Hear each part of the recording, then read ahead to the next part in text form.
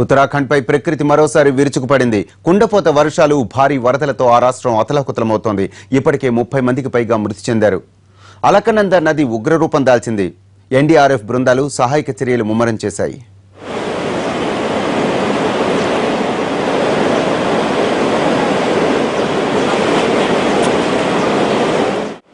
ప్రముఖ పుణ్యక్షేత్రాలకు నెరవైన ఉత్తరాఖండ్ వరద విలయంతో అల్లాడుతోంది. ఎడతెరిపి లేకుండా కురుస్తున్న వర్షాలు బీభత్సం సృష్టించాయి. చమోలి, పిథోర్గఢ్ జిల్లాలో వరద ప్రభావం తీవ్రంగా ఉంది. చాలా ప్రాంతాల్లో ఇళ్లు నీట మునిగాయి.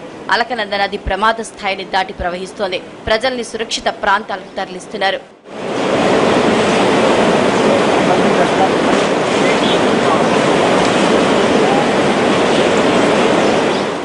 వరద ఉధృతి పెరుగుతుండటంతో అధికార యంత్రాంగం అప్రమత్తమైంది.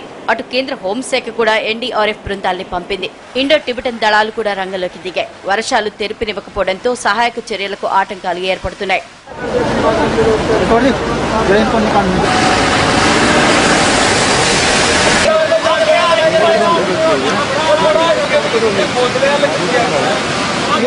వరదల ధాటికి చాలా ప్రాంతాల్లో రోడ్లు తెగిపోయాయి. కొండ చర్యలు విరిగిపట్టడంతో పెద్ద ఎత్తున వాహనాలు నిలిచిపోయాయి. వరదల్లో చిక్కుకుపోయిన వారిని రక్షించేందుకు ప్రత్యేక బృందాలు కృషి చేస్తున్నాయి.